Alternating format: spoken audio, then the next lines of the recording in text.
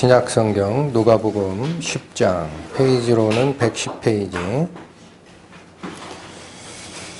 25절부터 37절까지의 말씀 살피겠습니다. 어떤 율법사가 일어나 예수를 시험하여 가로되 선생님, 내가 무엇을 하여야 영생을 얻으리까? 예수께서 이르시되 율법에 무엇이라 기록되었으며 내가 어떻게 읽느냐? 대답하여 가로되 내 마음을 다하며 목숨을 다하며 힘을 다하며 뜻을 다하여 주 너희 하나님을 사랑하고 또한 내 이웃을 내 몸과 같이 사랑하라 하였나이다. 예수께서 이르시되 내 대답이 옳도다. 이를 행하라. 그러면 살리라 하시니 이 사람이 자기를 옳게 보이려고 예수께 여짜오되 그러면 내 이웃이 누구오니까? 예수께서 대답하여 가라사대 어떤 사람이 예루살렘에서 여리고로 내려가다가 강도를 만나매 강도들이 그 옷을 벗기고 때려 거반 죽은 것을 버리고 갔더라. 마침 한 제사장이 그 길로 내려가다가 그를 보고 피하여 지나가고 또 이와 같이 한 레위인도 그곳에 이르러 그를 보고 피하여 지나가되 어떤 사마리아인은 여행하는 중 거기 이르러 그를 보고 불쌍히 여겨 가까이 가서 기름과 포도주를 그 상처에 붓고 싸매고 자기 짐승에 태워 주막으로 데리고 가서 돌보아 주고 이튿날에 데나리온 2를 내어 주막 주인에게 주며 가로되 이 사람을 돌보아 주라. 부비가 더 들면 내가 돌아올 때에 갚으리라 하였으니 내 의견에는 이 세 사람 중에 누가 강도 만난 자의 이웃이 되겠느냐? 가로되 자비를 베푼 자니이다. 예수께서 이르시되 가서 너도 이와 같이 하라 하시니라. 기도하시겠습니다.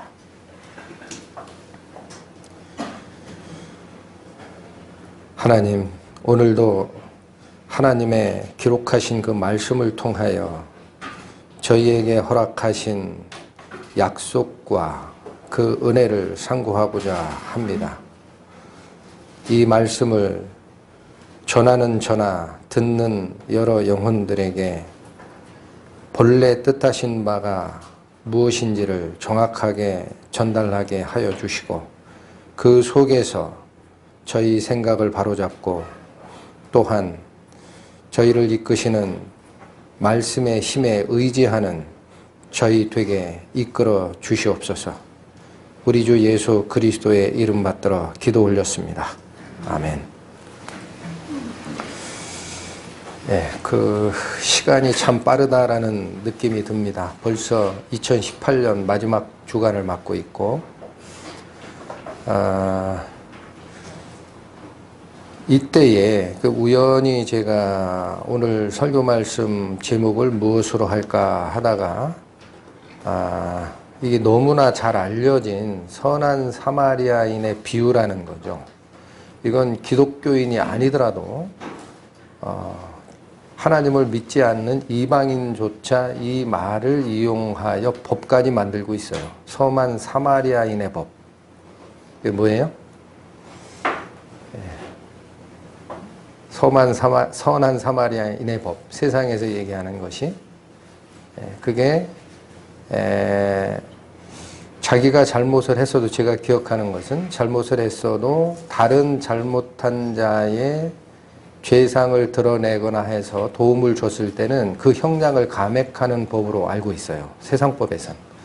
그렇게 이 선한 사마리아인의 이 비유는 너무나 많이 회자가 되고 있음에도 불구하고 자칫 잘못하면은 이게 우리가 살고 있는 이웃을 그냥 도우라라는 정도의 피상적인 가르침으로 받고 끝날 가능성이 너무 많습니다. 그래서 오늘은 이 선한 사마리아인의 비유 자체가 나오게 된 근원은 율법사의 시험에 예수님께서 답변을 주는 과정에서 나왔다는 사실입니다. 그래서 이 두 가지를 다 연결을 해야 사마리아인의 비유가 가지는 의미가 더 명확하게 우리에게 나타날 수 있지 않느냐라는 생각을 했고, 특히나 저는 더 중요하게 여기는 게 뭐냐면 율법사가 무엇을 가지고 예수님을 시험하려고 했던 것이냐, 그리고 그 답변에 왜 예수님께서는 사마리아인이라는 유대인들이 그렇게도 싫어하는 대상자를 선한 자로 세워서 얘기를 하시느냐, 이 과정도 저희에게 굉장히 큰 가르침이 있습니다. 그래서 그 전체를 한번 은혜를 나누는 것이 저희에게 굉장히 좋을 것 같다라는 생각을 해서 이 주제를 정했습니다. 자, 먼저 보실 것은 이 선한 사마리아인의 비유가 왜 나왔다고 그랬어요? 뜬금없이 제시된 게 아니고 25절 보면 어떤 율법사가 일어나 예수를 시험하고자 질문을 한 것이 있습니다. 거기서 출발하는 거예요. 그런데 율법사가 물은 질문의 내용이 두 가지예요. 처음에 물은 것은 뭘 물었어요? 선생님, 내가 무엇을 하여야 영생을 얻게 됩니까? 이 물음을 첫 번째로 했고, 그 다음에 예수님께서 다시 답변을 요구를 하시고 율법사의 정답을 받은 다음에, 이게 정답이에요. 정답. 왜 정답이에요? 28절 예수께서 이르시되 내 대답이 옳다 틀리다. 옳다. 정답을 받으시고 나서 너도 그렇게 행하라 라는 답변을 주시니까 율법사는 자기가 옳다함을 드러내기 위해 다시 한번 물었다라고 했습니다. 두 번째 질문은 무엇이었습니까? 내 이웃이 누굽니까? 라는 거죠. 그러면 예수님께서 선한 사마리아인의 비유를 통해 가리키고자 했던 것은 두 가지 답변을 다 담고 있어야 됩니다. 그걸 다 발견하셔야 되는 거예요. 첫 번째는 어떻게 해야 영생을 얻는지에 대한 답이 거기에 들어가 있어야 합니다. 그거 묻지 않아서도 답변해 주실 예수님이에요. 그렇죠? 이 세상의 영혼 구원을 위해 내려오셨던 분이 예수님이니까 묻지 않아서도 답변을 담아야 되는 것인데 당연히 답변을 담고 있을 것이다. 또 하나는 뭐예요? 내 이웃이 누구냐에 대한 답변도 발견할 수 있다는 얘기입니다. 이 두 가지를 놓치지 마셔야 이 선한 사마리아인의 비유와 그 다음에 율법사와 예수님의 대화 중간에 배어있는 비밀이 드러나게 돼 있다는 거죠. 자, 그러면 구체적으로 살피시면 25절에 율법사가 질문을 한 의도가 순수하지가 않습니다. 그렇죠? 25절 다시 읽으세요. 어떤 율법사가 일어나. 여러분, 이 성경에서 동작적 표현이 의미하는 바가 굉장히 커요. 일어나다라는 것은 뭐예요? 대적하다라는 뜻이에요. 이 비슷한 사례가 부자 청년에게도 나갔던 것이 있습니다. 뒤에 살필 거예요. 근데 그 부자 청년은 꿇어 앉아라고 돼 있어요. 똑같은 걸 질문하는데 부자 청년은 꿇어 앉아 물었어요. 이건 뭐예요? 저에게 가르침 주십시오라는 뜻입니다. 그러나 율법사는 일어나서 묻고 있어요. 이건 예수를 대적하겠다는 뜻이고 뒤에 분명히 나옵니다. 예수를 시험하고자 했다라는 거예요. 불순한 의도입니다. 예수님을 시험하고 싶었다. 그리고 묻기를 무엇을 해야 영생을 얻습니까? 라는 질문을 주고 있어요. 그러면 뭘 시험하고 싶었겠느냐라는 거죠. 율법사가 예수님의 무엇을 시험하고 싶었겠느냐.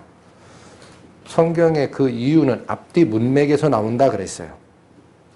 자, 그래서 지금 이 율법사가 예수님을 대적하여 시험하고자 일어나는 요 바로 앞에 문단을 보시면은 어디와 연결되어 있는지가 나타납니다. 그래서 어디를 보시냐면 22절과 24절까지를 봅니다. 내 아버지께서 모든 것을 내게 주셨으니 아버지 외에는 아들이 누군지 아는 자가 없고 아들과 또 아들의 소원대로 계시를 받는 자 외에는 아버지가 누군지 아는 자가 없나이다. 이렇게 기도하셨어요. 그러니까 이 내용 잠깐 설명드리면 70명의 제자들을 선정해서 전도 파송을 보냈거든요. 근데 제자들이 와서 너무 기뻐서 예수님께 고한 게 있어요. 예수님, 우리가 예수님의 이름으로 가서 전도를 다니다 보니까 귀신도 우리 말에 복종하더이다 라는 얘기를 합니다. 그랬더니 예수님께서 무슨 말씀을 하셨어요? 귀신이 너희에게 복종하는 것으로 기뻐하지 말고 너희의 이름이 생명책에 기록된 것을 기뻐하라 라고 하시고 예수님께서 너무 좋으셔서 성령으로 기뻐하사 하나님께 기도했던 내용이 이겁니다. 아시겠죠? 네, 그래서 22절 아버지께서 모든 것을 내게 주셨다라는 말을 하는 거예요. 모든 권한이 나에게 있다. 요 핵심을 잘 기억하세요. 대적자 율법사가 보기에 어떻게 들렸겠느냐라는 거예요.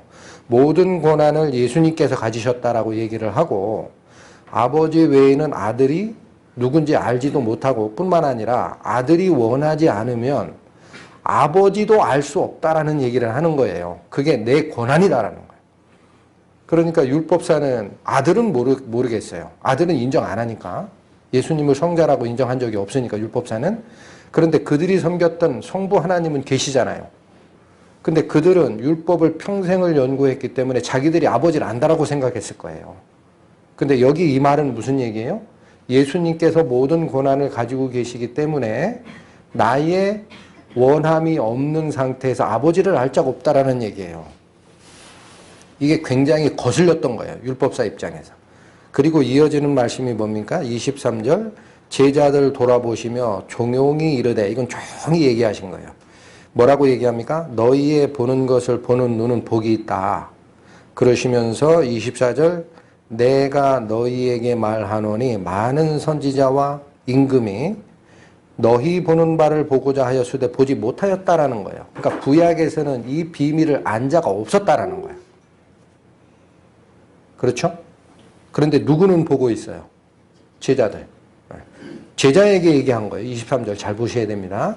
그래서 구약의 선지자나 임금들도 너희가 보고자 하는 것을 본 적이 없다라고 얘기를 하면서 뭐라고 얘기합니까? 다시 읽겠습니다. 24절 내가 너희에게 말하노니 많은 선지자와 임금이 너희 보는 바를 보고자 하였으되 보지 못하였으며 너희 듣는 바를 듣고자 하였으되 듣지 못하였느니라 라는 얘기를 하세요. 그러니까 요거는 요 두 가지 사안을 딱 결합을 해보면 하나님께서 아버지 하나님께서 모든 권한을 아들 나에게 줬기 때문에 아버지를 알기 위해서는 내 원함, 내 계시가 필요하다라는 얘기를 한 것이 율법사의 비유를 건드렸을 충분한 근거가 되고 또 하나는 제자에게만 딱 얘기한 게 뭡니까? 너희가 지금 보고 듣고 있는 이것이 옛날 선지자나 임금들이 그렇게 듣고 보기를 원했던 거야. 너희가 그걸 보고 있으니 너희는 복이 있는 자다. 라는 얘기를 23절에 한 겁니다. 그러니까 예수의 제자가 아닌 자는 보지 못한다라는 얘기예요, 지금. 아무것도 보지 못한다. 아버지를 아는 것도 아니다. 그러니까 율법사가 은근히 속에서 뭐가 일어난 거예요. 자기가 평생을 구약의 율법을 연구하고 하나님을 섬겼다 하는데 나도 모르는 거야, 그러면? 이런 생각을 충분히 했을 수 있습니다. 그래서 일어나는 거예요. 예수님 앞에서 벌떡 일어나가지고 시험합니다. 시험하여 뭐라고 묻습니까? 시험한 내용이 선생이여 내가 무엇을 하여야 영생을 얻으리이까? 자, 우리가 성경을 참고하다가 영생에 관련된 질문이 두 가지 패턴으로 나가는 것을 확인하셔야 돼요. 어떤 사람은 아예 방법을 내용을 자기가 지정을 안 하고 어떻게 해야 합니까? 라는 방법까지 묻는 경우가 있습니다. 그 다음에 또 하나는 방법을 자기가 정해요. 행동이야, 행동. 하고 어떤 행동을 해야 합니까? 라고 묻는 자가 있어요. 그럼 예수님의 답변은 그 질문에 의하여 그 질문에 맞는 답변으로 각자가 나갑니다. 그러니까 이런 것도 저희가 성경을 상고할 때 굉장히 조심해야 돼요. 내가 한 길을 정해놓고 성경의 답변을 구하려고 하죠. 그러면 어떻게 돼요? 그것밖에 안 보입니다. 그게 아니라 나는 모르는 자입니다 라고 딱 밑바닥에 무릎을 딱 꿇고 성경을 대할 때는 방법부터 네가 알고 있는 게 아니야 라고 제시가 될 때가 있는 거예요. 자, 어찌됐든 율법사는 어느 방식으로 물었어요? 행위적으로 물었어요. 어떤 것을 행하여야 합니까? 그런데 26절 예수께서 이르시되 율법에 무엇이라 기록되었으며 네가 어떻게 읽느냐 이렇게 답변 주시죠. 네, 요게 조금 이따 보시겠지만은 부자 청년이 이걸 물었어요. 근데 그는 무릎을 꿇고 물었어요. 진짜 물은 거예요.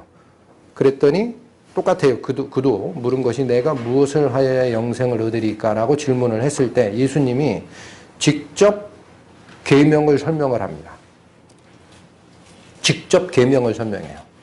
이렇게 돼 있지 않느냐 가서 행하라라고 얘기를 합니다.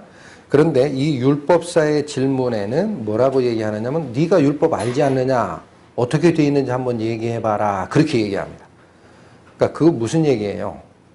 저는 이 행간의 이 분위기에서 어떤 걸 읽느냐면 자 율법사가 예수님을 대적하여 일어나가지고 질문을 던졌을 때 예수님은 구약을 다 무시하는 자로 봤을 가능성이 있어요.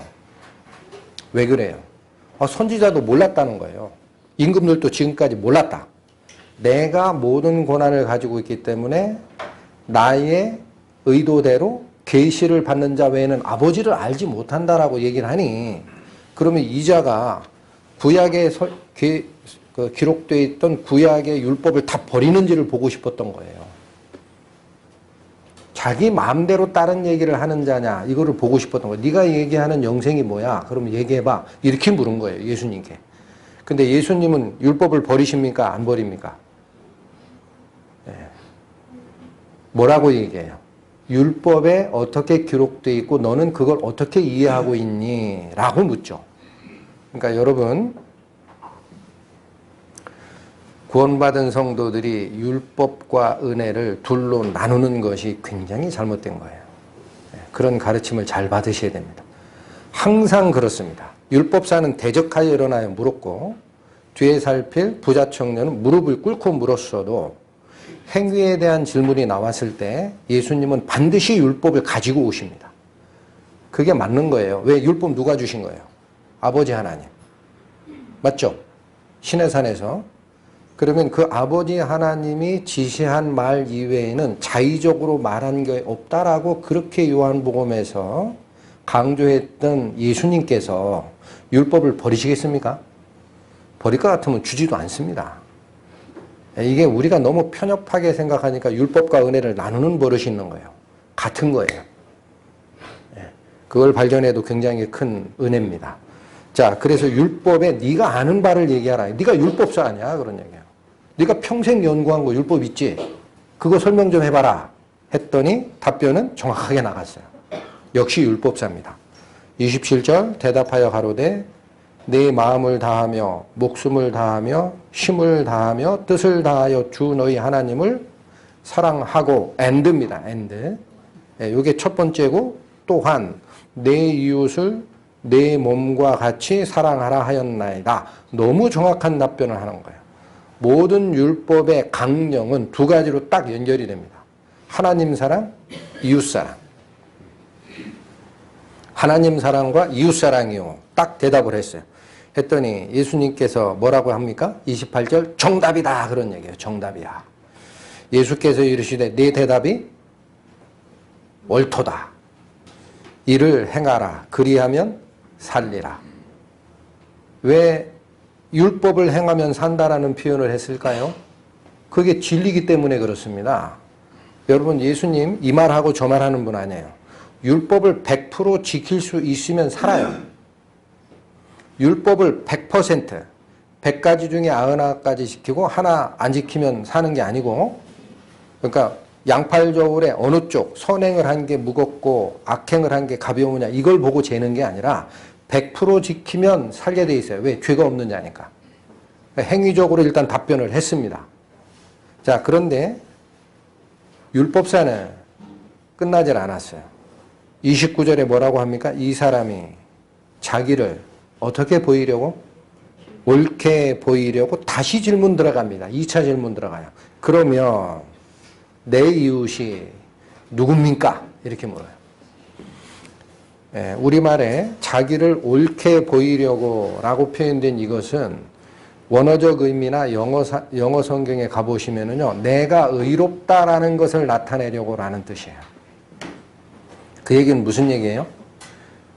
그 얘기는 이 사람이 내 이웃이 누구니까 라고 질문한 것은 의도가 이웃을 모르기 때문에 그런 게 아니고, 여기 굉장히 좀 복잡한 얘기가 나옵니다. 이웃을 알고 있어요. 율법사가 이웃 모르겠습니까?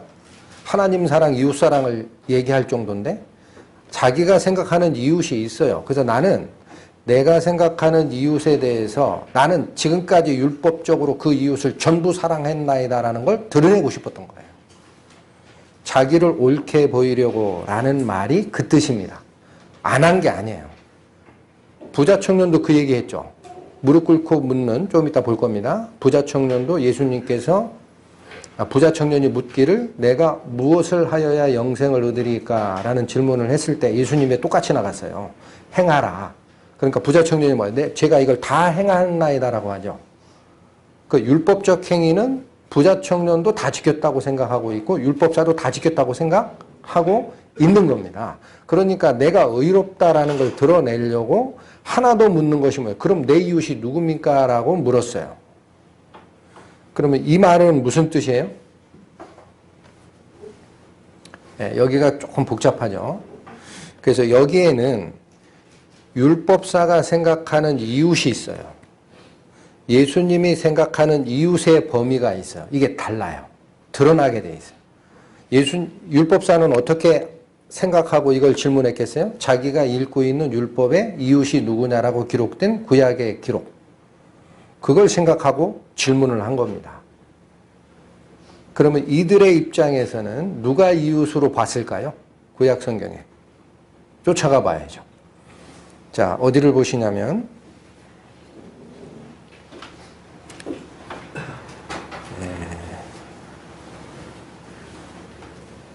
잠깐만 요걸 설명드리기 전에 요 똑같은 질문을 했던 그걸 마저 보시고 가는 게 낫겠습니다. 그 부자 청년 사례를 한번 봅니다. 마가복음 10장 신약 71페이지입니다. 이걸 먼저 보겠습니다. 여기를 잡으시고 마가복음 10장 17절에서 21절까지가 부자 청년의 얘기입니다. 71페이지. 예수께서 10장 17절 예수께서 길에 나가실새 한 사람이 달려와 꿇어 앉아 묻자오되. 자, 이 자세가 다르죠. 이건 진짜 물은 거예요. 예수님께. 꿇어 앉아 묻사오되 선한 선생이여 내가 무엇을 하여야 영생을 얻으리까? 예수께서 이르시되 내가 어찌하여 나를 선하다 일컫느냐? 하나님 한 분 외에는 선한 이가 없느니라. 왜 이 답변을 먼저 했을까요? 이 부자 청년이 무엇을 하여야 영생을 얻겠습니까? 라고 하는 질문에는 자기가 선한 행동을 할 수 있다라고 생각했기 때문에 묻는 거예요. 그런데 예수님 답변은 처음부터 틀어지죠. 선한 자는 한 사람밖에 없어. 한 분, 하나님밖에. 그거는 네가 나한테 선하다라고 얘기하지 마라라는 예수님 답변으로 나갔지만은 너도 선하지 않다라는 얘기예요. 맞죠? 예수님도 선하지 않고 너도 선하지 않고 세상 누구도 선한 자가 없어. 하나님밖에 없어라는 게 깔려 있어요.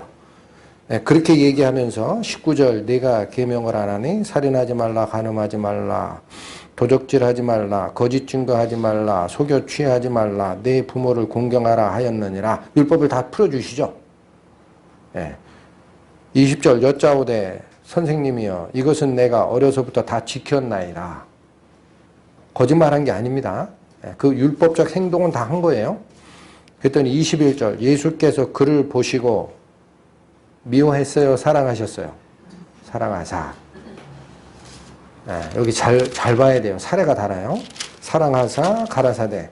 내게 오히려 한 가지 부족한 것이 있으니 가서 내 있는 것을 다 팔아 가난한 자들에게 주라. 뭐 명령해요? 내 소유를 다 팔아라. 일부 팔아요? 다 팔아요? 다 팔아라. 그리하면 하늘에서 보화가 내게 있으리라. 그리고 와서 나를 좇으라 하시니. 이게 그 부자 청년, 진정한 물음을 물었던 자에게 나간 답변입니다. 그러니까 이 끝까지 왔다면 이 자는 구원을 얻어요. 이 끝까지 예수님께서 했던 이 말씀까지 쫓았다면. 근데 이 부자 청년이 뒤에 나오는 내용은 집에서 읽으세요. 재물이 많음으로 고민하여 갔지 온 적이 없죠. 핵심이 어디까지 가야 돼요? 예수님을 쫓아야 됩니다. 나를 따르라. 그러니까 이 부자 청년에게 주는 예수님의 답변은 율법에서 얘기하는 것 다 지켰다라는 것을 오만하게 보질 않았어요. 사랑하사라고 되어 있어요. 정말 지키려고 하는 사람이다. 마음을 아시는 예수님입니다. 그러니까 이 사람 아가페적 사랑으로 방법을 알려주는 거예요. 그리고 뭐라고 얘기했어요? 모든 것을 다 팔아버려서 가난한 자들에게 주고 나한테 가져오라는 소리 없어서요. 그리고 뭐를 쫓으라? 너는 나를 따라야 하느니라. 그럼 이 답변이 굉장히 무리한 답변입니까? 어떤 답변이에요? 자, 일단 무리하냐, 예수님이 한 답변이 무리하냐를 떠나서 이 부자 청년에게 했던 예수님의 답변은 올바른 것으로 사랑하는 입장에서 준 해결책이죠. 그렇습니다. 율법사가 대적하여 일어난 것과 달라요. 질문은 똑같아도. 그러니까 거기에 뭐가 있어요? 답이 있어요. 답. 근데 답이 뭐라고 얘기합니까? 너희의 모든 소유를 다 팔아버리고 나를 쫓으라 라고 합니다. 그럼 이게 이 부자 청년에게만 주는 제자의 도입니까? 어떻습니까? 전전주와 그 전주에 설교로 2번이나 나갔어요. 참고하세요. 누가복음 14장 33절에 분명히 예수님이 얘기하십니다. 너희 중에 누구든지, 여기 너희는 제자예요. 누구든지 자기의 모든 소유를 버리지 아니하면 능히 내 제자가 되지 못하리라. 부자 청년에게만 준 제자의 도입니까? 모든 자에게 준 제자의 도입니까? 네. 예수님이 이랬다 저랬다 하는 사람 아닙니다. 그래서 이것은 행위적으로 실제로 파는 것 전에 내 마음속에 예수님의 제자가 되는 과정에서는 내 마음속에 나의 모든 소유물, 내 목숨마저도 버리는 결정이 지나갔어야 되는 거예요. 반드시 각자 돌아보셔야 됩니다. 하나님, 저 죽어도 좋습니다. 다 포기하겠습니다. 영생 하나 주십시오. 라는 결정이 내 인생에서 지나갔어야 진정한 구원입니다. 두 마디 하시는 게 아니에요. 그 얘기를 한 거예요. 그리고 와서 나를 쫓으라? 그러면 나의 복음을 알게 될 것이다. 자, 그래서 이걸 먼저 살핀 이유가 뭐냐면요. 이 가르침도 우리에게 굉장히 중요합니다. 구원받은 사람들 중에 은혜와 율법을 나누고 구원받은 후에 율법 얘기를 하면 굉장히 불편해하는 사람들이 있어요.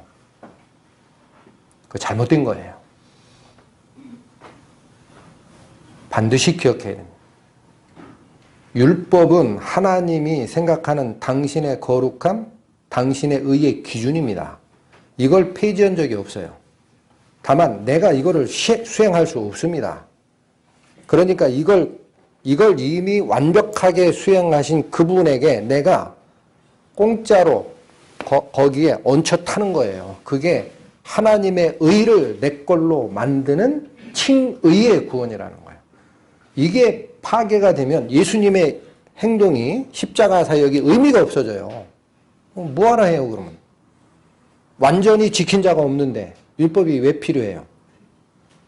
네, 이걸 꼭 기억하셔야 됩니다. 즉 예수님을 대적하여 일어났던 율법사에게 준 답변이나 또 꿇어 앉아 물었던 부자 청년에게 줬던 답변이나 예수님 입에서 나간 답변은 똑같아요.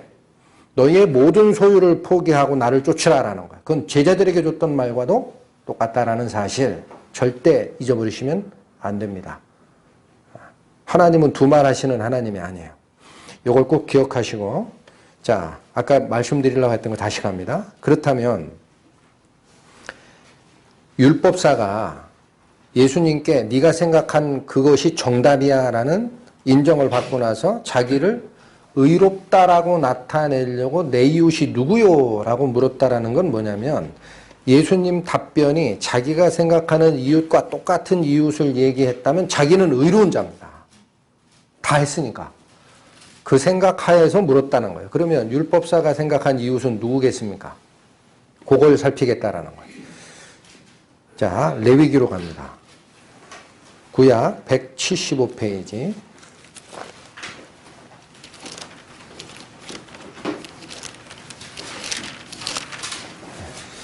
레위기 19장 17절, 18절 말씀 살피겠습니다. 너는 네 형제를 마음으로 미워하지 말며 이웃을 인하여 죄를 당치 않도록 그를 반드시 책선하라. 원수를 갚지 말며 동포를 원망하지 말며 이웃 사랑하기를 내 몸과 같이 하라. 나는 여호와니라. 자, 어떤 걸 느끼셨어요? 17절, 18절에. 레위기가 규명한 이웃의 정의가 나옵니다. 어떤 느낌입니까? 17절, 내 형제라고 그러죠? 그렇죠? 그리고 이웃을 이렇게 얘기하고 18절, 동포라고 얘기를 하고 이웃을 이라고 얘기를 합니다. 발견하셔야 됩니다.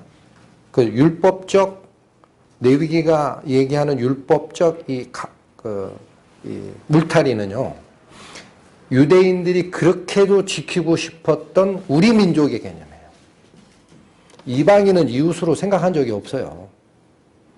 이방인은 그래서 뭐라고 표현합니까? 율법사들은 개나 돼지라고 그래요. 하나님도 모르고 법도 모르는 개나 돼지와 같은 짐승 같은 존재다라고 하지 이웃이라고 생각한 적이 없었어요. 이것 때문에. 그러니까 율법사가 이것을 묻고 있는 이유는 뭘까요? 나는 우리 유대인 동포에게 구약 성경이 얘기하고 있는 이웃사랑에 대한 것을 다 지켰습니다라는 것을 얘기하고 싶었던 거예요. 율법사가. 자기를 옳게 보이기 위해 이웃의 범위를 물었습니다. 그 후에, 자, 이제 본문으로 오시면, 그 후에 예수님은 어느 비유를 드시는 거예요? 어느 비유? 선한 사마리아인의 비유.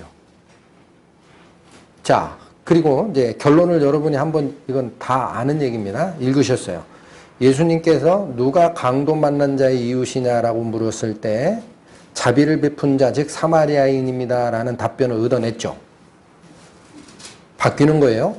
율법사의 생각이. 근데 그때마저도 사마리아인이란 말을 입에 올리질 않아요. 그렇게 싫어하는 거예요. 그냥 자비를 베푼 자니다 라고 표현만 합니다. 그러니까 율법적 관점에서 특히나 그 당시에 율법을 연구하고 쫓아갔던 유대인들은 사마리아인을 어떻게 생각했던 겁니까? 개돼지 취급했어요. 네, 이 얘기는 전에도 설교 중에 여러 번 말씀을 드렸습니다. 왜 사마리아인과 유대인이 원수지간이 된다 그랬어요? 북이스라엘이 기원전 722년에 아시리아한테 포로 잡혀가고 나서 아시리아의 식민지 정책이 뭐라고 그랬냐면은 자기가 정복한 나라의 다른 이민족들을 거기에다가 이주시키고 혼혈 정책을 써요. 그래서 민족 말살을 시켜요. 그러니까 그렇게 할 때 어디에다 집중적으로 갖다 이방 민족들을 이주시켜서 혼혈 정책을 폈냐면은 북이스라엘의 수도인 사마리아입니다. 거기를 없애야 되겠거든. 그래서 그 뒤에는 혼혈화가 돼버립니다. 그러니까 남쪽에 있던 유다 사람들은 뭐라고 생각한 거예요? 저거는 우리 민족 아니라는 거예요. 우상 숭배하던 이방족과 혼혈된 자니까 유대인 아니다 라고 반감이 생겼어요. 그리고 그게 어디서 또 드러납니까? 남유다마저도 포로 잡혀가죠. 722년, 기원전 722년에 북이스라엘이 포로 잡혀갔고, 그 다음에 한 150년쯤 지난 다음에 남유다가 586년 BC 바벨론에 포로 잡혀가요. 그리고 70년 만에 다시 와서 성전을 재건을 하잖아요. 근데 그 성전을 재건할 때 미리 와 있던 사마리아인이 우리도 성전 재건하는데 참여할게라고 얘기를 합니다. 여러분 역사라고 골치 아프다고 머릿속에 싹 지우지 마세요. 새로운 지식 하나도 안 들어가요. 그렇게 해봐야. 이걸 얘기해 준 데는 이유가 있는 거예요. 그래서 성전을 재건할게 하고 이 미리 와 있던 사마리아 사람들이 요청을 했어요. 그런데 이 유다, 바벨론에서 포로 잡혀와서 성전을 재건하는 사람들은 오지 마 그랬어요. 왜 그러냐면 너희는 이방족이다라는 거예요. 감히 어떻게 하나님 성전을 만드는 일에 너희가 참여하려고 그래? 올 수 없어. 라고 딱 잘라버립니다. 그게 구약에 느헤미야서나 이런 데 다 나와요.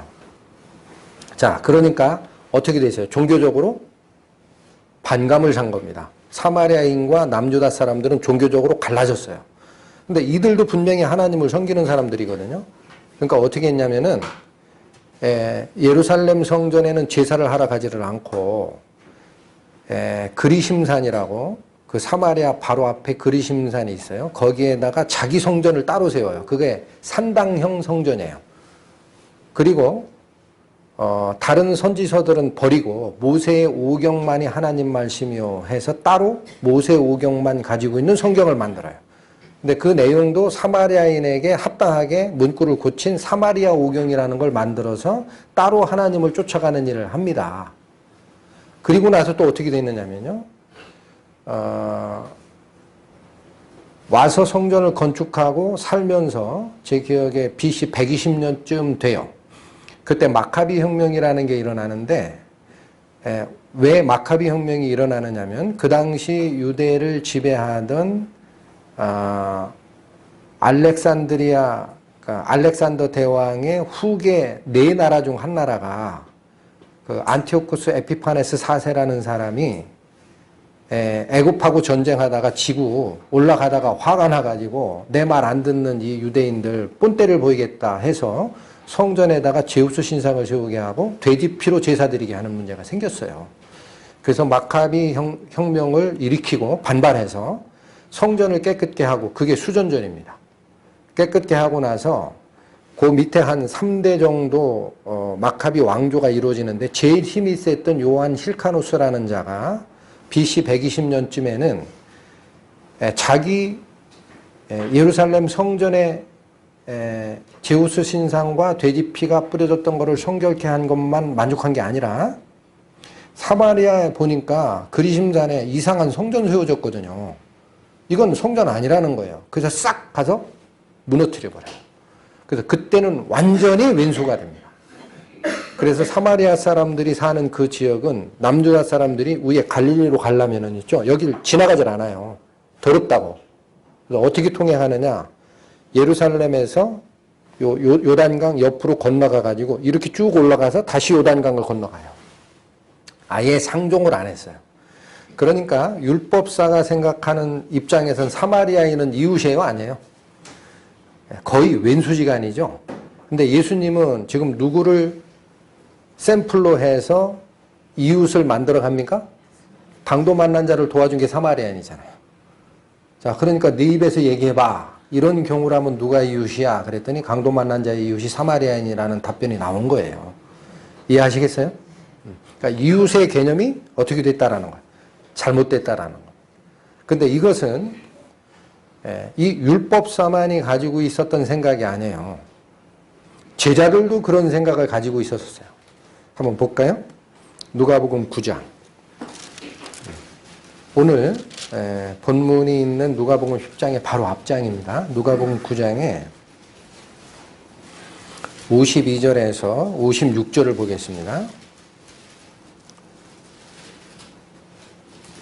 51절부터 보겠습니다. 예수께서 승천하실 기약이 참에 예루살렘을 향하여 올라가기로 굳게 결심하시고 사자들을 앞서 보내심에 저희가 가서 예수를 위하여 예비하려고 어디로 들어갑니까?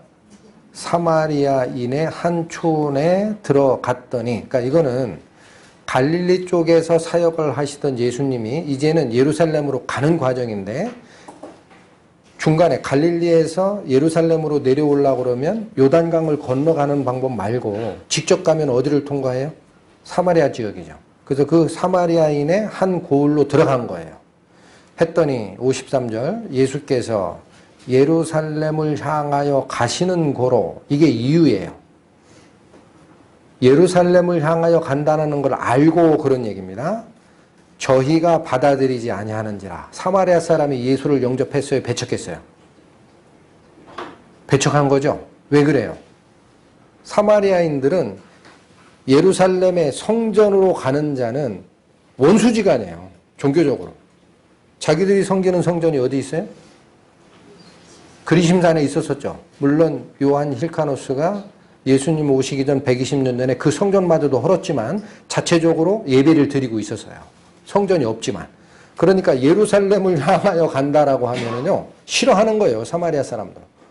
그래서 예수님께서 미리 심부름꾼을 보내서 사마리아 촌에 들어가서 준비하라라고 했더니 사마리아 사람들이 보기에 예수께서 예루살렘으로 가고자 하는 거라요, 지금 행로가. 그러니까 이 고을에는 두르지 마시오라고 반대한 겁니다. 그랬더니 54절 제자 야고보와 요한이 이를 보고 가로되, 요한과 야고보는 주요 세 제자 중에 베드로 뺀 나머지 둘입니다. 가로되 뭐라 그래요? 주여 우리가 불을 명하여 하늘로 쫓아내려 저희를 멸하라 하기를 원하시나이까? 표현이 좀 완곡하게 돼 있는데 있는 그 감정 다 실어 얘기하면은 예수님, 감히 예수님을 저 사마리아 개되지만도 못한 인간들이 반대합니까? 예수님 하늘에서 불 내려가지고 소돔과 고모라처럼 여기 싹 살라버리면 안 돼요? 그 얘기한 거예요. 감정이 어떻게 해요? 사마리아인과 유대인 간의 감정이 얼마나 극도로 충돌하고 있는지가 보입니까? 이런 모습을 제자들마저도 보인 겁니다. 그랬더니 55절, 56절 예수께서 돌아보시며 뭐라 그래요?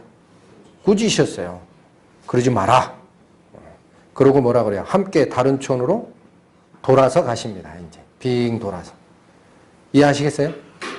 그러니까 예수님의 제자마저도 사마리아인과의 감정적 대립이 이렇게 강했던 거다라는 거예요.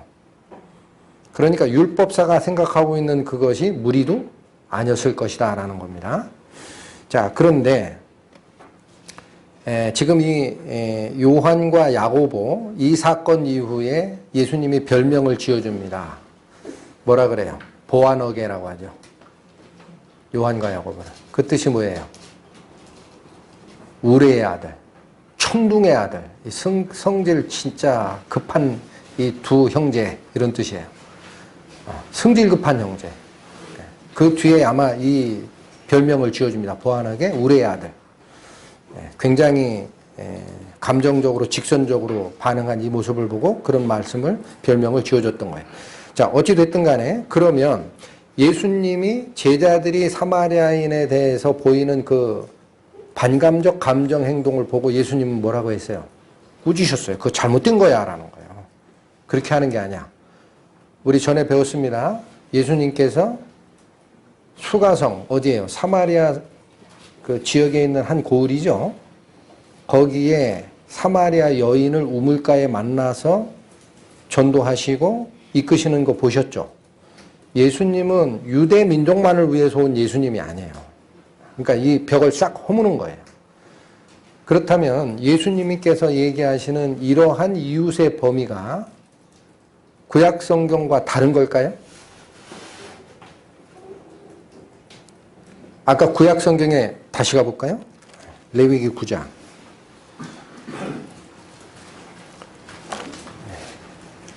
176페이지였죠? 네, 내위기 19장. 네. 내위기 19장 17절, 18절 말 보면 다시 읽겠습니다. 너는 내 형제라고 그래요. 내 형제를 마음으로 미워하지 말며 이웃을 인하여 죄를 당치 않도록 그를 반드시 책선하라. 이웃과 형제가 동치가 되어 있죠. 그리고 18절에 뭐라고 되어 있다 그러세요? 원수를 갚지 말며 동포를 원망하지 말며. 여긴 누구예요? 동포예요. 동포. 그리고 나오는 말이 이웃 사랑하기를 내 몸과 같이 하라. 나는 여호와니라. 그러니까 유대인들이 레위기 19장 17, 18절만 보면 우리 동포를 얘기하는 거예요. 이웃이라는 것은. 그 밖에 있는 이방인들은 개나 돼지입니다. 그러나 참 희한하게도 요 19장의 끝에 가보세요. 끝에. 33절, 34절을 보세요. 33절, 34절 보시면 이렇게 되어 있습니다. 타국인이, 이건 누구예요? 유대민족 아니죠? 타국인이 너희 땅에 우거하여 함께 있거든. 어떻게 하라고요? 너희는 그를 학대하지 말라. 이 말씀 먼저 나갔어요. 그리고 34절 뭐라고 합니까? 너희와 함께 있는 타국인을 너희 중에서 나은 자같이 여기라. 같은 동포로 생각하라라는 거예요. 여기며 자기같이 사랑하라. 너희도 애굽 땅에서 객이 되었더니라. 나는 너희 하나님 여호와니라. 너 옛날 애굽에 살 때도 너 애굽에 살던 사람 입장에서 너 객이었잖아. 손님이었잖아. 그거 생각 못해? 너희 땅에 같이 거주하는 타국인이 오면 너희가 난 사람들처럼 같은 동포, 피를 나눈 사람처럼 같이 사랑하라. 이게 하나님 말씀이었습니다. 그러니까 일부만 보는 거예요. 율법을 볼 때 뭐만 보는 거예요? 일부만 보는 거예요. 율법사가. 제자들마저도. 그러니까 예수님께서 보아너게라고 별명을 붙여준 요한과 야고보가 하늘에서 불이 내려가지고 이들을 살라버리게 하나님 할까요? 예수님. 그렇게 할 때 꾸짖었다 그랬죠. 예수님은 뭘 아시는 거예요? 이거 주신 분이 하나님이시고 하나님 품속에 계셨던 분이 예수님이죠. 왜 모릅니까? 이웃이 그게 아닌 걸 알지. 그래서 그 생각 잘못됐다라는 거를 다 무너뜨리기 위해 자비를 베푼 자를 사마리아인으로 사례를 베푸는 겁니다. 자, 본문으로 돌아오십시오. 자, 그런데 이제 아직은 피상적인 가르침을 제가 좀 더 쫓아갈 겁니다. 그런데 그 사례도 굉장히 참 재밌어요. 어떻게 되어 있냐면은 30절부터 봅니다. 예수께서 대답하여 가라사대 어떤 사람이 예루살렘에서 여리고로 내려가다가 강도를 만나 그 강도들이 옷을 벗기고 때려 반쯤 죽은 것을 버리고 갔어요. 이때에 31절 마침 한 제사장이 그 길로 내려가다가 그를 보고 어떻게 합니까? 피하여 지나갑니다. 그 다음 32절 또 이와 같이 한 레위인도 그곳에 이르러 그를 보고 어떻게 해요? 똑같이 해요. 피하여 지나갑니다. 그리고 33절 어떤 사마리아인은 여행하는 중에 거기 이르러 그를 보고 불쌍히 여겨 도와줍니다. 그러면 예수님께서 이런 사례를 베푸신 것은요. 역시 율법적으로 우리 민족만이 하나님의 백성이고 이웃이야 라고 생각했던 율법사 생각을 예수님이 아셨을까요? 모르셨을까요? 아신 거예요. 그러니까 수정해 주는 거예요. 그런데 선한 사마리아인의 비유를 들 때도 제사장이 피하여 가고 레위인도 피하여 가죠. 왜 피해서 갔을까요? 피상적으로 우리가 알고 있는 그 선입견이라고 할까? 그걸로 보면은 이들은 불쌍한 자를 도울 생각이 아예 없는 악한 자다라고 생각하기 쉽죠. 그러나 그렇지 않아요. 그들은 반드시 이게 도움이 필요한 자다 그러면 도와야 되는 것이 율법의 내용이다 알고 있습니다. 근데 왜 피하여 갔을까? 이것도 율법적 외식적 행위를 의롭다고 여겼던 당시의 율법사 생각을 교정하시기 위한 조치였습니다. 피하여 가는 이유는 뭘까요? 그들은 제사장이고 레위인이기 때문에 그래요. 구약에 보면 어떻게 되어 있습니까? 이건 참고만 하세요. 레위기 21장 1절에서 4절에 나옵니다. 제사장이나 제사 집전을 하는 자는 스스로 죽은 자를 만져서 부정케 함을 면하라라고 되어 있어요. 그러니까 여기 지금 보시면 상처만 입은 자입니까? 반쯤 죽은 상태예요. 그러면 그거 도와주다가 얘가 깨꼴락 하고 죽어버리면 뭐 만진 게 돼요? 시체 만진 게 되잖아요. 이해하시겠죠? 그래서 제사장도 그냥 지나갔다가 아니라 피하여 아예 이렇게 돌아갑니다. 부정타 이런 뜻이에요. 레위인도 똑같아요. 그 옆에서 제자 집전 도와주는 게 레위인이거든요. 역시 나도 부정타면 안 돼. 그러고 싹 도망간 겁니다. 그러니까 이들은 율법이 얘기하는 바 뭐만 쫓아간 거예요? 하나님께 제사 드릴 때는 부정한 것이 없어야 된다라는 그 원칙이 중요한 게 아니고 행위적으로 나는 부정타면 안 되는 게 더 중요한 거예요. 그러니까 도와줘야 되는데도 피하여 가는 겁니다. 그런데 그게 율법이 아니죠. 율법이 얘기하는 바는 뭡니까? 제사 드리는 데가 목적이 있는 게 아니에요. 그 속에 율법이 가리키고자 하는 안의 내용은 다른 것입니다. 성경 보겠습니다. 마태복음 23장 신약 40페이지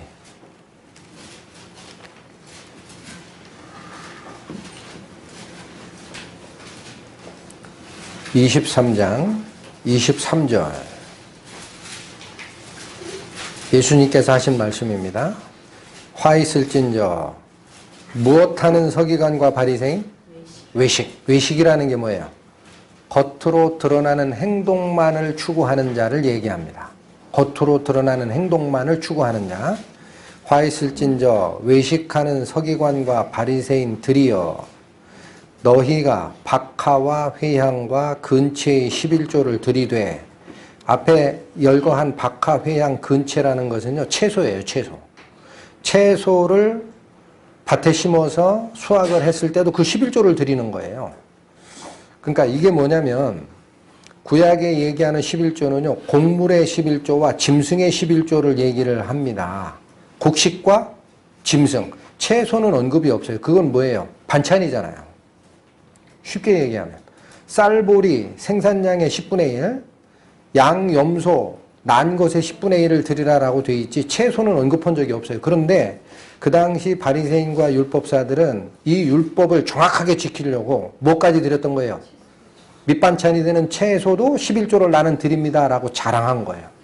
다시 읽어보세요. 화 있을진저 외식하는 서기관들과 바리새인들이여 너희가 박하와 회향과 근체의 11조를 들이되 율법에 더 중한 바 이게 더 중요한 거예요. 의와 인과 신은 버렸도다. 겉모습으로 나는 이런 것까지 11조 드려요라고 자랑하느라 밑반찬 되는 채소의 11조까지 드렸다라고 주장하나 율법이 주장하는 제일 중요한 의와 인과 신은 버리는 행동을 하고 있다라는 거예요. 의와 인과 신이 뭡니까? 의, 하나님의 의로움. 율법이 얘기하는 바가 뭐니까? 죄 있는 자는 하나님 앞에 쓸 수 없다. 그게 첫 번째예요. 율법이 얘기하는 게. 의로움. 인이라는 게 뭡니까? 자비입니다. 자비. 율법이 얘기하는 자비의 정신이 뭡니까? 십계명 주시고 못 지켰으면 죄 있다. 그게 의로움이고 죄 있는 상태에서는 하나님께 예배할 수 없으니까 너희 죄를 속죄하고 오거라라는 제사법이 그게 자비의 법입니다. 율법이 얘기하는 게 율법과 제사법 아니에요. 신이라는 게 뭡니까? 이거 믿음입니다. 믿음. 이 믿음은 그 속에 있는 그 원리를 너희가 정확하게 이해를 하면은 앞으로 그 완전한 제사를 드리러 오실 하나님의 어린 양이 오시면 그걸 믿으라는 뜻이에요. 이게 율법의 핵심 요소 3개입니다.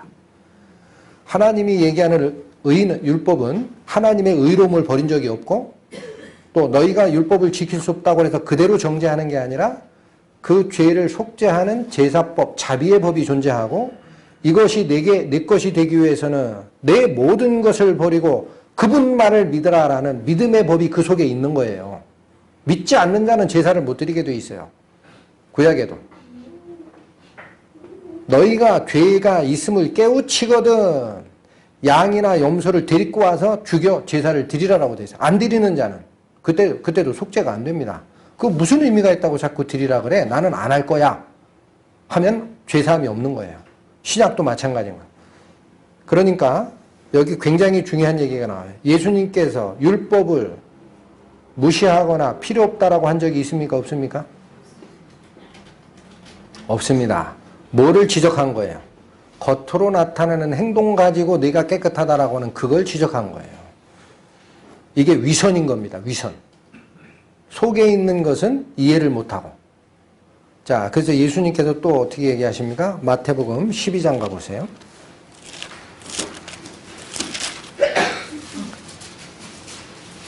18페이지 12장 7절 보세요.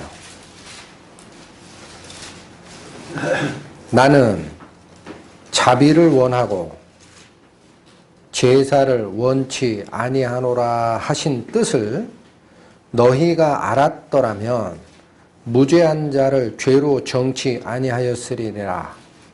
예수님 말씀이에요. 언제 이 말씀 주셨어요? 예수님께서 안식일에 병 고치고 하는 걸 보고 율법사와 바리새인이 뭘 지적했어요? 안식일에 하지 말라고 하는 일을 왜 하느냐라고 지적했어요. 그게 외식행위예요. 그러나 안식일을 지켜라라는 그 의미는 죄에서 놓이기 위해 네가 의로운 행동을 하는 그 노력, 그걸 쉬라라는 깊은 뜻이 있는데도 불구하고 예수님께서 죽은 자를 고치시는 행동을 잘못됐다라고 지적하는 바리새인 율법사에게 이 말씀을 하신 거예요. 내가 제사를 원한 게 아니라는 거예요. 구약에 나옵니다. 하나님께서. 뭐를 원했다? 자비를 원했다라는 거예요. 그러니까 사랑을 베푸는 게 더 중요한 거고 병고침을 받는 것이 중요한 것이고 죄속 구원하는 것이 중요한 것이지 겉모습으로 드러나는 그거 가지고 안식일 어겼다라고 나를 정죄하는 것이 너희가 잘못됐다라는 얘기를 이미 하신 겁니다. 그러니까 이제 본문으로 돌아오십시오. 본문으로 돌아오면은 제사장들이 죽을까 말까 죽음 직전에 가 있는 그 사람을 피하여 간 이유는 정결하게 하기 위해서 그를 만지면 안 된다라는 율법에 얽매여 있던 거예요. 레위인도 마찬가지였던 거고. 그러나 성경이 얘기하는 바는 뭡니까? 제사를 원해요? 하나님이 자비를 원해요? 금방 읽으셨잖아요. 제사 집전은요, 율법대로 하면은 시체 만졌죠. 부정해졌습니다. 영원히 부정해지는 게 아니에요. 7일 지나가면 깨끗해져요. 그럼 7일간 제사를 못 드리면 되지. 죽어가는 사람 내팽개치고 하는 게 자비입니까? 내가 제사를 원하지 않고 자비를 원한다라는 말이 여기 딱 적용되는 거예요. 이 사람들은 율법을 모르는 거예요. 그래서 피상적으로만 보고 있는 거예요. 또 하나 지금 상황을 잘 보십시오. 제사장과 레위인, 강도 만난 자도 마찬가지입니다. 어디서 어디로 가다가 이 일이 생겨요? 예루살렘에서 여리고로 내려가다가 생깁니다. 그러면 상황적으로도 이건 핑계입니다. 제사장들이 제사장 일을 항상 한 게 아니에요. 특히 예수님 이 당시에는 제사장이 24지파가 나눠져 있었어요. 그 지파별로 돌아가면서 자기 차례가 올 때 제사를 드리는 겁니다. 그러니까 그자가 제사장의 일을 하기 위해서 예루살렘으로 올라가는 중이었다면 이 시체를 안 만진 것이 그나마 이유가 있어요. 근데 지금 어디로 내려가고 있죠? 예루살렘에서 여리고로. 그 얘기는 이자가 제사장이었다 하더라도 제사일을 마치고 자기 길로 가는 과정입니다. 그러면 만져도 되는 거예요. 일반인하고 똑같아요. 시체 만져서 부정하게 된다는 말에 얽매일 필요가 전혀 없는 거예요. 상황이. 여러분 예수님께서 베풀어 주시는 비유의 상황, 장소적, 위치적 변화도 굉장히 중요합니다. 잘 기억하셔야 돼요. 내려가는 중이었으니까 제사일과 관계없는 때예요. 그러니까 도와줘야 맞습니다. 일반인과 같이. 그러니까 예수님이 이 사마리아인의 비유를 율법 잘 지킨다라고 주장하고 싶었던 율법사에게 베푸는 이유는 너희가 이런 거 하나하나도 다 잘못 이해하고 있다는 거예요. 그렇지 않느냐? 너희 지금 그러고 행하지 않느냐라는 거예요. 이해가 되셨나요? 그러니까 율법사가 가지고 있는 생각을 지금 전부 다 예수님께서는 이 비유로 뒤 흔들어 놓고 잘못됐음을 드러내는 것이 1차적인 의미입니다. 자, 그런데 그건 지식이고 이제 중요한 얘기 할 거예요. 이게 단순히 그 얘기를 하고 싶었다면 제가 처음에 초두에 말씀드린 게 있어요. 가서 그러면 불쌍한 사람 도와주고 강도 만난 자 도와주라. 그 얘기를 한 거냐 이거예요. 이 비유가 왜 나왔다 그랬어요? 처음에 질문이 2개가 있었다고 그랬어요. 율법사가 한 질문. 첫 번째 질문이 뭡니까? 내가 무슨 일을 하여야 영생을 얻느냐? 이거 물었죠. 두 번째가 내 이웃이 도대체 누구요? 라고 물었죠. 그럼 지금까지 저희가 구약에 기록된 율법과 말씀을 통해 살펴본 것은 내 이웃이 누구냐라는 것이 율법사들이 생각하는 율법적 울타리 안에 자기가 잘못 갇혀있기 때문에 잘못 이해했다라는 건 해결이 됐어요. 그러나 영생 얻는 얘기는 없잖아요. 그걸로 끝이면 가서 가난한 사람 도와주고 불쌍한 사람 도와주고 강도 만난다 도와주면 그게 영생입니까? 이걸 까먹는 거예요. 그래서 여기가 굉장히 중요합니다. 이 비유에는 뭐가 들어가 있다는 거예요? 영생을 얻는 대답이 들어가 있습니다. 그러면 우리 생각해야 됩니다. 지금 선한 사마리아인의 비유에서 이 강도 만난 자가 어디서 어디로 가고 있어요? 예루살렘에서 여리고로 내려가고 있습니다. 제사장도 똑같이 내려가고 있고 레위인도 똑같이 내려가고 있어요. 이게 무슨 뜻이냐라는 거예요. 예루살렘은 뭐가 예루살렘입니까? 말씀이 계신 곳이에요.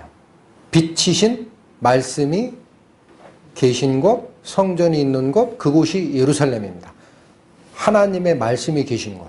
여리고는 뭘까? 여리고라는 단어가 히브리어로 예리호 이렇게 발음이 돼요.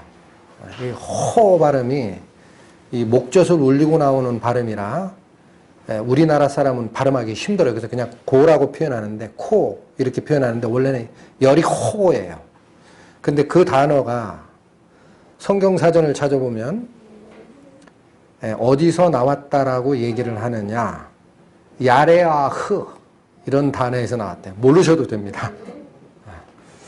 모르셔도 돼요. 의미는 뭐예요? 야레아흐라는 단어는 달입니다. 달. 문.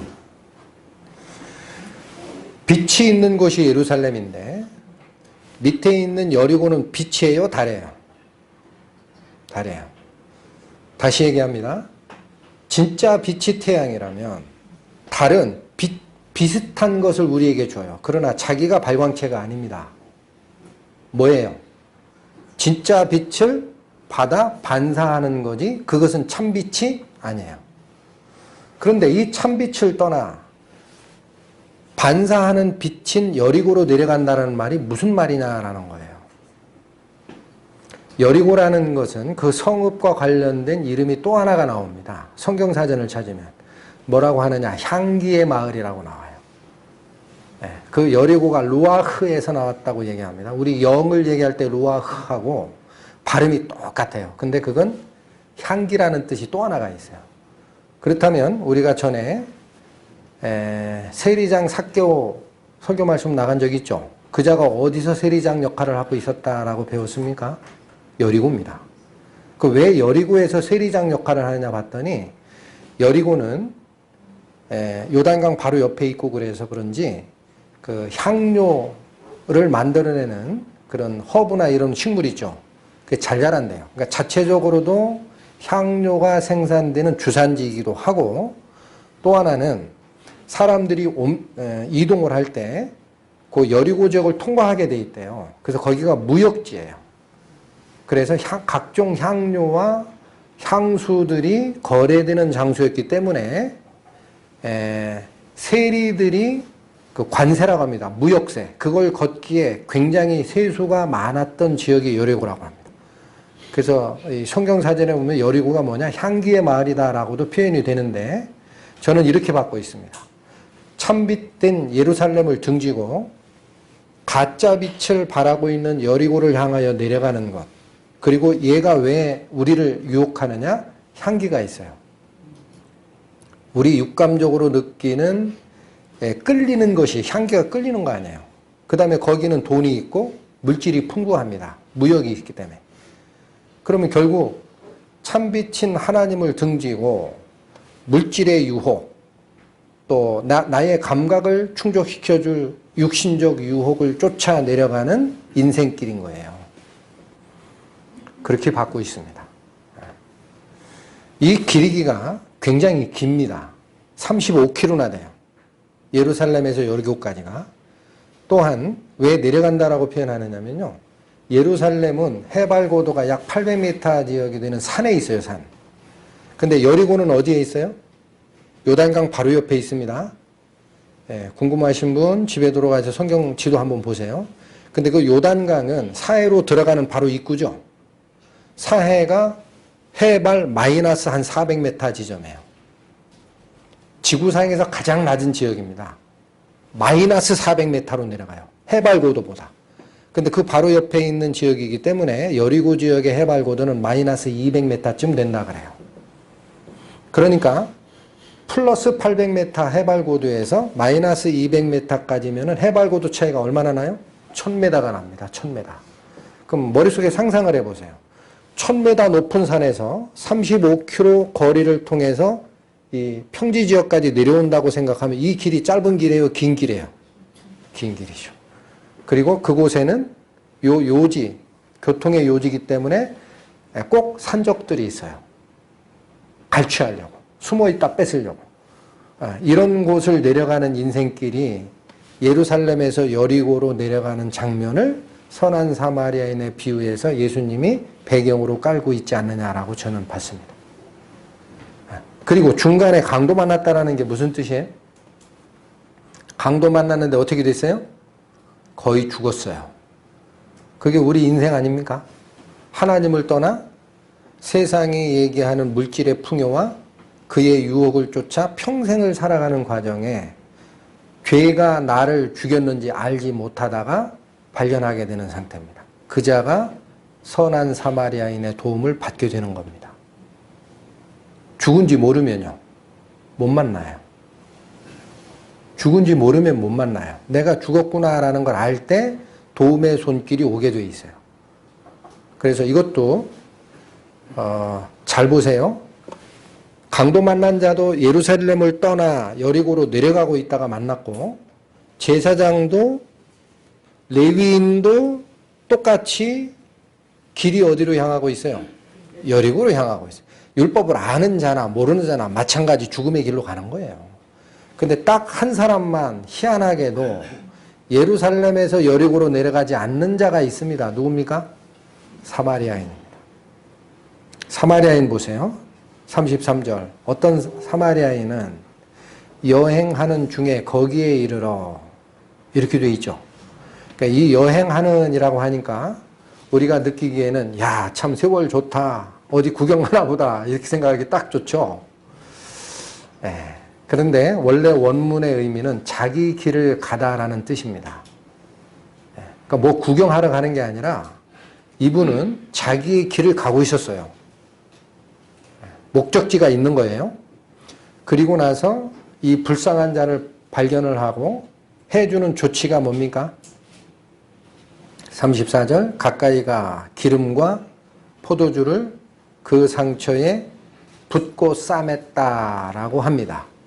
물론 그 당시에 특별한 의약품이 없기 때문에 기름과 포도주가 상처치유에 사용된 것은 맞습니다. 그러나 성경적 의미는 기름이 뭐예요? 기름 부음 받은 자, 메시아를 상징하는 요소입니다. 기름 부음 받은 자. 포도주는 뭐를 상징합니까? 예수님의 보혈을 상징합니다. 우리는 배웁니다. 갈릴리 가나 혼인잔치에서 혼인잔치에 포도주가 떨어졌을 때 예수님을 낳은 마리아가 포도주가 떨어졌다라고 부탁을 하죠. 예수님이 뭐라고 답변합니까? 예수님이 받는 거는 영적으로 받는 거예요. 그러니까 포도주 떨어진 걸 얘기하는 게 아니에요. 가르침 주시려고 뭐라고 하느냐? 여자여, 당신이 나와 무슨 상관이 있나이까? 내 때가 아직 이르지 아니하였나이다 라고 얘기합니다. 포도주 요구하지 마라. 아직 내 때 아니에요. 그런 얘기예요. 그러면 예수님이 답변하는 이 포도주의 때는 뭡니까? 당신이 흘려야 할 죄사함을 위한 피입니다. 언제 드러납니까? 돌아가시기 전 제자들과 만찬을 하고 떡을 떼고 포도주 잔을 나눠주면서 한 말씀이 있죠. 뭐라고 그랬어요? 이 잔은 많은 사람의 죄사함을 위하여 흘리는 바 나의 피, 곧 언약의 피니라. 그리스도가 오신 거예요. 이 내용이. 기름과 포도주로 상처에 싸매고 짐승에 태워 주막에 데리고 가 돌보아 주게 하고, 더 재미난 말이 있어요. 35절. 이튿날 데나리온 둘을 주어 주막 주인에게 주며 가로되 이 사람을 돌보아 주라. 부비가 더 들면 내가 돌아올 때 갚으리라. 여행 가는 사람이면 뭐하러 다시 돌아온다고 합니까? 예수님은 분명히 죄인된 우리를 만나셔서 속죄를 알게 하시고 그분 다시 오신다는 약속이 있습니다. 반드시 다시 오마. 기다려라. 내가 너희를 위하여 거처를 예비하러 가노니 거처가 마련되면 다시 와서 너희를 나와 함께 있게 하리라. 기억나십니까? 여행자였으면 왜 돌아온다고 그래요? 이곳에 쓸데없이. 그러니까 여기서 얘기하는 강도 만난 자는 바로 우리 인생들이에요. 그 강도 만난 자를 도와준 사마리아인은 누구고? 기름과 포도주를 가지고 우리의 죄사함을 해결하시고 상처를 치유하시는 그리스도를 예표합니다. 이게 비밀이라는 거예요. 이게 영생의 비밀이다. 그러시면서 뭐라고 얘기를 합니까? 다 얘기한 다음에 36절, 내 의견에는 이 세 사람 중에 누가 강도 만난 자의 이웃이 되겠느냐. 여러분, 처음에 이 비유를 베풀어 주기 전 처음에 비유가 나오게 되는 근원은 율법사가 두 번째 질문했을 때 나온 거예요. 뭐라고 질문했어요? 율법사가 질문한 것. 그러면 내 이웃이 누굽니까? 답변은 누가 강도 만난 자의 이웃이 되겠느냐? 뭐가 바뀌었는지 보입니까? 율법사는 구약의 율법에는 능통했을지 몰라도 율법이 가르치는 바 중요한 의와 인과 신을 깨닫지 못한 자입니다. 그러니까 행위적으로 율법에 기록된 대로 우리 동포만, 그 다음에 내가 가지고 있는 일부 돈을 주고 선행을 베푸는 것이 율법을 완성한 걸로 생각하고 착각하고 자기를 옳게 보이려고 내 이웃 누구예요? 라고 물었던 거예요. 근데 예수님 답변은 뭐라 그래요? 내 이웃이 누구냐 안 하죠. 뭐라고 바뀌었어요? 율법사는 내 이웃이 누굽니까? 물었어요. 예수님의 답변은 어디로 갔어요? 누가 강도 만난 자의 이웃이냐? 그대로 앞뒤로 놓고 보세요. 중간에 비유를 딱 빼고. 내 이웃이 누구요? 라는 내가 뭐로 바뀌어 있어요? 강도 만난 자. 머릿속에 지금 그림이 그려지셔야 됩니다. 중간에 비유 빼시고. 율법사는 내 이웃이 누구요? 라고 물었어요. 예수님의 답변은 결론이 어떻게 가 있어요? 강도 만난 자의 이웃입니다. 그러면 내 이웃과 강도 만난 자의 이웃을 앞에 놓고 위에 놓고 아래 놓고 보세요. 너는 강도 만난 자라는 얘기예요. 아시겠어요? 네가 율법에 이웃 사랑하기를 네 몸처럼 하라 해서 네가 옳다고 생각하지, 네가 이웃 사랑할 수 있는 줄 알아? 너는 죽은 자야라는 거예요. 네가 죽었음을 알라. 네가 무슨 행위를 할 수 있어? 네가 어떻게 의로운 행위를 할 수 있어? 하나도 의로운 행위를 할 수 없는 네가 죽은 자야 라는 뜻이에요. 이해하시겠어요? 그 자는 그렇게 생각했으니까 자기를 의롭게 여기고 나타내려고 내온 누구요? 얘기만 해주셔. 내가 다 했으니까. 그 얘기를 한 거예요. 근데 예수님 뭐라 그래? 너는 강도 만난 자다. 네가 행위로 뭘 할 수 있다고 얘기를 하느냐. 너는 오히려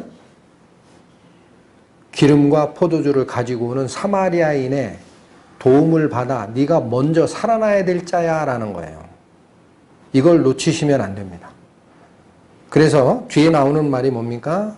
37절 가로되 자비를 베푼 자니이다.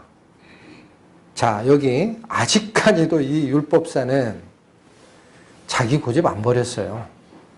사마리아인입니다 라는 말을 차마 못하는 겁니다. 그러면 사마리아인이 이웃이 되니까 맞죠? 강도 만난 자의 이웃이 사마리아인이라고 하면 자기가 처음부터 가지고 있었던 사마리아인은 이방인이고 우리 동포가 아니고 혼혈하고 개나 돼지와 같고 그러니까 우리 위에 120년 전에 요한 힐카노스라는 마카비 왕조의 왕이 사마리아인들이 섬기던 그리심산 성전 싹 멸망시킨 게 맞고 이런 생각을 가지고 있는데 그 이웃은 사마리아인이요 라는 말을 하겠어요? 돌려대는 거예요. 자비를 베푼 자니이다. 회개 아직 못했어요. 이게 바로 율법에 매여 있는 자입니다. 형식적 율법에. 그런데 예수님께서 또 뭐라 그래요? 이제는 비밀을 얘기했으니 행하지 마라 그럽니까? 그게 율법과 은혜를 나누는 버릇의 결론이 그렇게 나오게 돼 있는데 예수님은 그렇지 않아요. 뭐라 그래요? 30절 다시 보세요. 가로되 자비를 베푼 자이니라. 예수께서 이르시되 가서 너도 이와 같이 하라. 여러분 이 말씀 잘 기억해야 돼요. 가서 이와 같이 하라라는 말이 뭐예요? 이웃을 도우란 얘기입니까? 상황이 바뀌어 있는 걸 아직도 모르시겠어요? 율법사는 내가 이웃을 돕고 싶다는, 난 다 했다라는 거예요. 그 속에 깔려있는 게. 그러니까 나는 의롭다라는 얘기를 하는 건데 예수님이 베푼 사례에서는 뭐라 그래요? 누가 강도 만난 자의 이웃이냐 그러죠. 그럼 강도 만난 자가 이웃을 도왔어요? 이웃이 강도 만난 자를 살렸어요? 반대죠. 너는 죽은 줄 알라라는 거예요. 그러니 너는 이와 같이 하라라는 얘기는 뭐예요? 뭐에 밑에 이 말씀이 주어졌어요? 누가 강도 만난 자의 이웃이냐. 자비를 베푼 자니다. 너도 그렇게 가야 돼. 그런 얘기예요. 너도 그렇게 쫓아가야 돼. 먼저 네가 강도 만난 자임을 알고 이웃을 사랑하는 게 아니라 그로부터 생명을 얻어야만이 이후에 네가 그 복음을 전하는 일에 사용될 수 있다는 뜻입니다. 순서를 완전히 뒤바꿔버리면 이 가르침이 없는 거예요. 가서 네가 생각하는 이스라엘 동포 도우란 얘기를 했습니까? 가서 요대로 하라 그러죠. 이웃이 누구라고 그랬어요 지금? 강도 만난 자의 이웃, 자비 베푼 자. 이웃이 베풀어 주는 거예요. 율법사가 생각한 거랑 방향이 반대예요. 반대. 네가 도움을 받아야 돼라는 거예요. 그러면 이 비유에서 사마리아인이 예수님이 맞습니까? 1차적 뜻은 유대인들이 그렇게나 원수지간으로 돌리고 싶었던 호녀라 사마리아인을 얘기를 하는 거고, 영적인 뜻은 예수님이 그래서 율법사나 바리새인들에게 사마리아인 같다라고 비판을 받은 적이 있어요. 어디에 그렇게 되어 있습니까?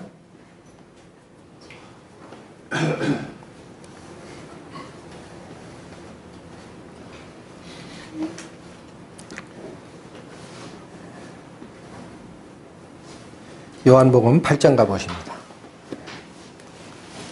160페이지.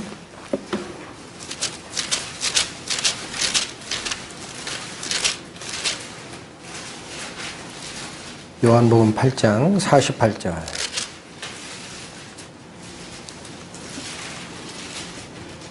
(47절부터) 읽겠습니다. 하나님께 속한 자는 하나님의 말씀을 듣나니 너희가 듣지 아니함은 하나님께 속하지 아니하였음이로다. 잠깐 끊겠습니다. 분위기가 뭐랑 똑같아요? 오늘 본문에 율법사가 예수님을 시험하기 전에 예수님이 했던 말씀이 있죠. 모든 권한을 아버지가 나에게 주셨기 때문에 나의 뜻대로 계시를 받는 자 외에는 아버지를 아는 자가 없다라고 얘기를 하면서 제자들 너희들이 보고 있는 것이 복이 있다. 그렇게 딱 잘랐었죠. 그러니까 율법사가 발끈하고 드러난 거예요. 나가 율법 알고 우리 아버지 하나님 아는데 뭔 소리야. 근데 여기도 똑같은 분위기입니다. 네, 어떻게 되어 있어요? 47절에 하나님께 속한 자만이 하나님의 말씀을 듣고 하기 때문에 너희가 듣지 아니하는 것은 하나님께 속하지 아니하였다라고 정죄를 한 거예요. 유대인들을. 그랬더니 48절 유대인들이 대답하여 가로되 우리가 너를 누구라? 사마리아 사람이라 또는 귀신이 들렸다 하는 말이 옳지 아니하냐. 비난해대는 거예요. 예수님의 가르침이 근거가 없다라는 얘기를 하는 겁니다. 그리고 갈릴리 그 사마리아 위쪽에서 태어났다고 하는데 그 사마리아 사람이나 똑같은 얘기를 하고 있는데 저 이상한 얘기를 하네? 이런 얘기를 할 때 예수님을 비난하기 위해서 사용했던 말이 뭐예요? 사마리아인이다라고 비난하는 겁니다. 그러니까 저는 받기를 바로 이렇게 유대 민족 자기 동족만이 이웃이고 피가 혼혈화가 돼 있던 사마리아인을 왼수로 여겼던 그 율법사가 가지는 그 생각이 잘못됐다라는 것을 깨시기 위해 사마리아인을 선한 자로 등장을 시키시고 마찬가지입니다. 영적으로도 예수님을 사마리아인이다 비난했던 자기만 옳고 자기만 진리를 안다라고 얘기하는 예수님을 율법사나 바리새인들 입장에서 사마리아인이다라고 비난했던 그 사례를 갖다 집어넣고 메시아, 기름과 포도주를 가져오는 메시아, 바로 내가 인생길을 내려가다가 강도 만나 죽은 자인 그를 살리는 자임을 알라라는 메시지를 여기 주고 있는 거예요. 그게 표면적이고 또 하나 깊이 흐르는 영적인 의미가 맞는 것이다 라는 겁니다.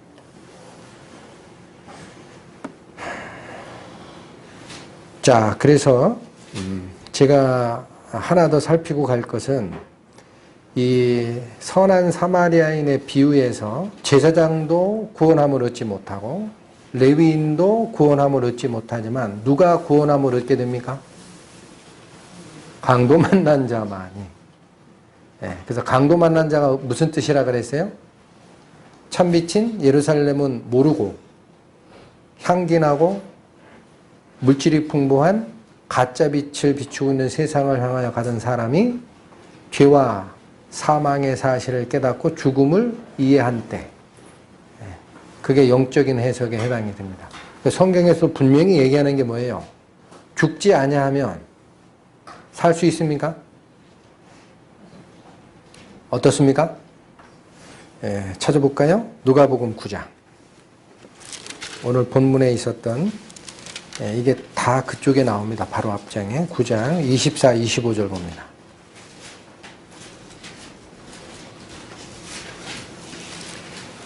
누구든지 제 목숨을 구원코자 하면 잃을 것이요 누구든지 나를 위하여 제 목숨을 잃으면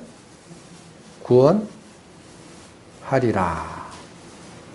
여러분, 예수님이라는 존재를 위해 내 육신의 목숨을 버린 적이 있어야 사는 겁니다. 기억하셔야 됩니다. 맞바꿔치기 하는 거예요. 내가 가진 모든 육신적인 의미, 심지어 내 목숨까지도 예수 그리스도가 가지고 오시는 그 영원한 생명에 완전하게 바꿔치기 하겠다라는 마음이 일평생 동안에 한 번 지나가야 됩니다. 그렇지 않으면 얻어요, 못 얻어요? 다시 읽어보세요. 누구든지 제 목숨을 구원코자 하면 어떻게 됩니까? 잃어버립니다. 누구든지 나를 위하여 제 목숨을 잃으면 구원하리라. 강도 만난 자가 바로 그 상태에 갔기 때문에 기름과 포도주를 가지고 오시는 사마리아인 예수 그리스도를 발견하고 도움을 얻게 되는 거예요. 그리고 이러한 복음이 우리들은 어떻게 해야 됩니까? 살아난 자는 가서 전하게 돼 있죠. 그래서 지금 율법사 얘기하는 예수님의 가르침이 그거예요. 네가 강도 만나서 죽은 자니까 너는 이 비유가 가리키는 길을 그대로 쫓아가야 된다라고 한 말이 너도 가서 이와 같이 하라라는 말은 가서 도우란 얘기가 아니라 먼저 살아라라는 얘기예요. 그리고 나서야 내가 남을 도울 수가 있다. 요한복음 20장 봅니다. 184페이지.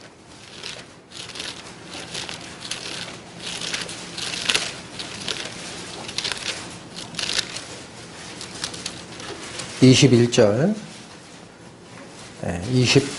23절까지 이게 바로 살아난 자만이 그리스도가 가져오는 그 도움을 남에게 전할 수 있는 원리입니다. 요한복음 20장 21절에서 23절 예수께서 또 가라사대 너희에게 평강이 있을지어다. 아버지께서 나를 보내신 것 같이 나도 너희를 보내노라. 파송의 원리가 어떻게 돼요? 성부 하나님이 우리를 구원하시려 성자 하나님을 이 세상에 보내셨죠. 그와 원리가 똑같다라는 거예요. 예수님께서 구원받은 제자들을 다시 파송을 하는 겁니다. 세상에. 근데 그 이유가 나옵니다. 22, 23절, 22절 보세요. 이 말씀을 하시고 저희를 향하사 숨을 내쉬며 가라사대 성령을 받으라. 왜 성령 주셨나요? 23절. 너희가 네 죄든지 사하며, 굉장한 말 나오죠?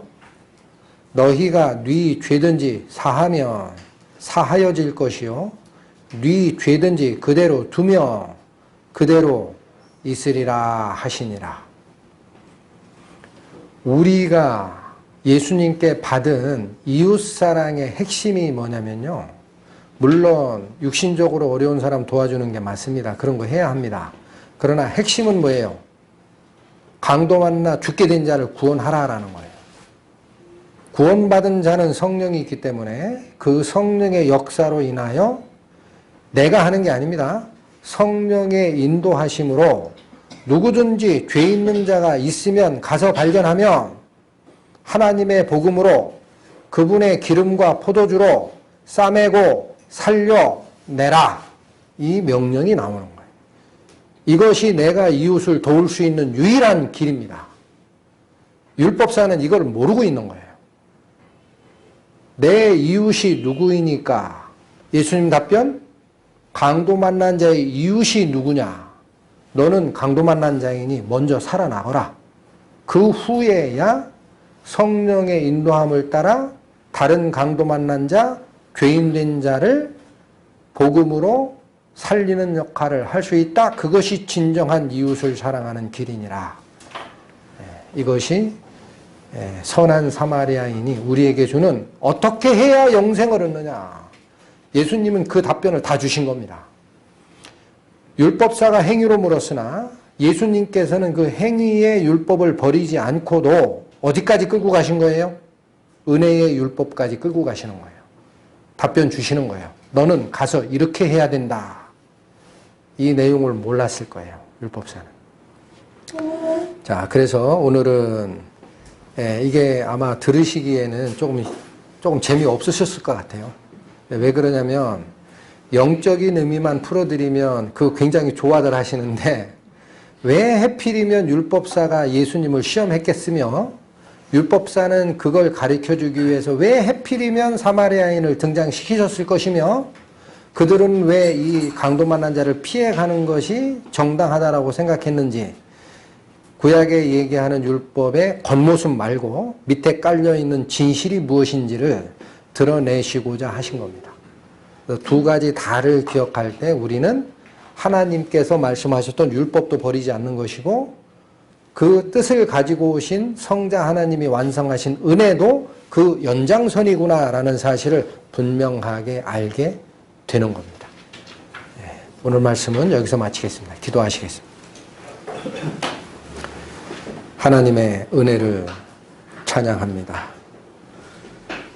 예수 그리스도께서 친히 말씀하시기를 내가 선지자나 율법이나 폐하러 온 줄로 생각지 마라. 폐하러 온 것이 아니요 완전케 하려 함이로라 하신 말씀을 오늘 새롭게 생각하게 됩니다.